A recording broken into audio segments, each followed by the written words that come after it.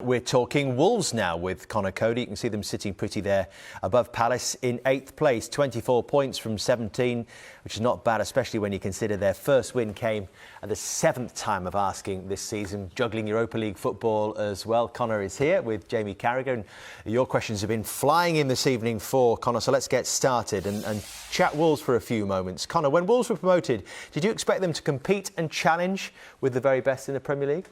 I always expect us to compete because that's the most important thing that we talk about on a weekly basis. That's the biggest thing that the manager says. It's not about you always want to win games, that's an obvious thing, but it's about competing and making sure we're not just a number in the Premier League, we're competing in every game. And so I always thought we'd compete, but the way we stick to our system, you always give yourself a chance of winning as well. So I think that's a big part of it, yeah. Do you feel then, here's the next one, do you feel breaking into the top 6 and then the top 4 is the next level of progression? That's what the owners have been talking about. Yeah, I think from our point of view, we listen to what the owners say. They speak to us all the time. The manager speaks to us all the time. We've never put that pressure on ourselves in terms of saying, right, last year we finished top 7, this year's got to be top 6. Because you put unwanted pressure on yourselves then, I believe, as a team and as a club. So I think for us, it'll always be about winning games and seeing where it takes us, because we know how big the top 6 are in the Premier League. The teams are huge. The money that gets spent's huge. We understand all that. But for us, it's just about winning games. How do you get there then? How do you winning games? Bridge that gap? Yeah, winning games and listening to our manager as much as possible. He's the one who's took us to where we are today. We listen to him on a daily basis. We really do. He's fantastic in everything he does. He really is. His ideas and everything that he works on. So I think listening to him is the most important thing. Which moves us on to our next question on Nuno Espirito Santo. What has he done to take Wolves to this level? And what's he like behind the scenes?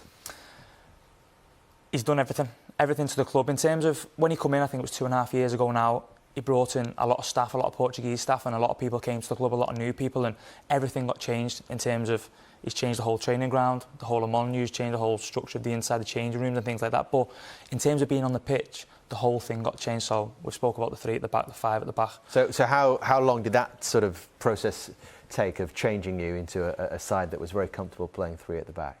Well, he had a full pre-season when he first came in. I remember going to Austria when he first came in, and it was a brilliant pre-season for us. It was needed because he got his ideas across and it was tough, but I think that pre-season really helped kick us on into the season, because it was literally a full pre-season that we had to work on different things and new stuff with him, and he was brilliant since the day he came in. He's been absolutely fantastic, because with the way we play, he's given us new ideas along the way as well, which has been brilliant.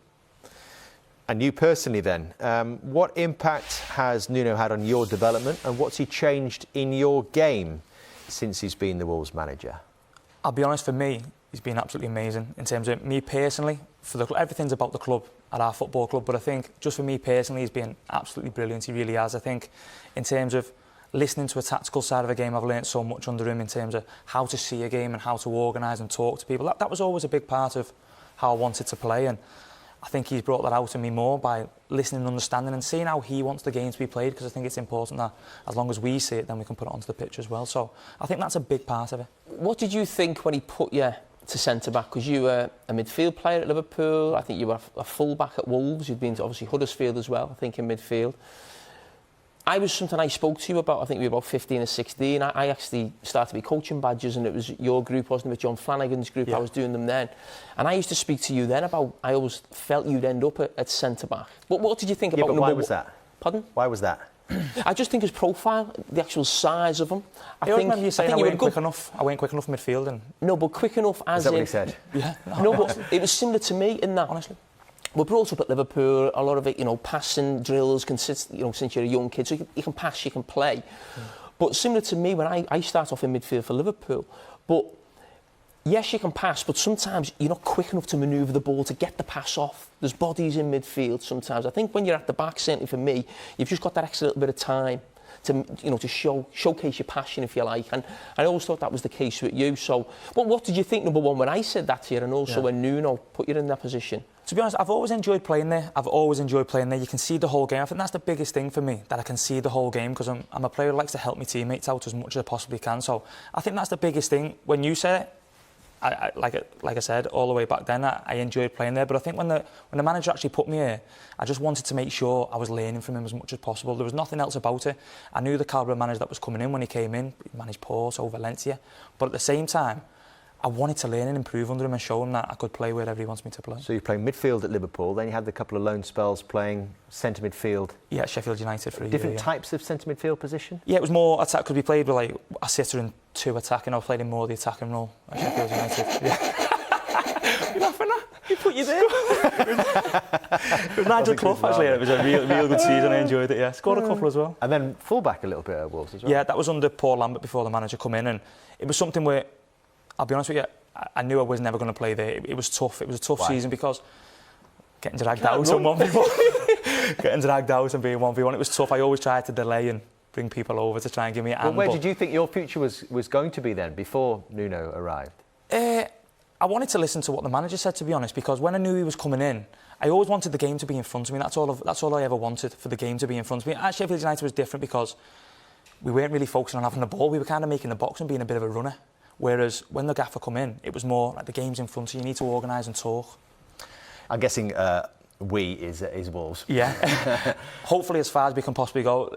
Like, it's like anything, we've not put any sort of time frame on it in terms of how far we want to go, because we never do that. We never put Espanyol. What do you think of the draw? It's a fantastic tie. It's a brilliant tie. I think any tie we would have got would have been amazing. There was Ajax, Inter Milan, Benfica, some unbelievable clubs in. It's a brilliant tie, but it's not too far away on the plane, which is good as well. You've spoke about, I think Dave mentioned earlier, about the owners, their idea one day is to get Champions League football, finish in the top 4. Do you actually feel in the club would be a lot easier for you to actually win the Europa League than actually get into the top 4? Is that the best avenue for you to go down?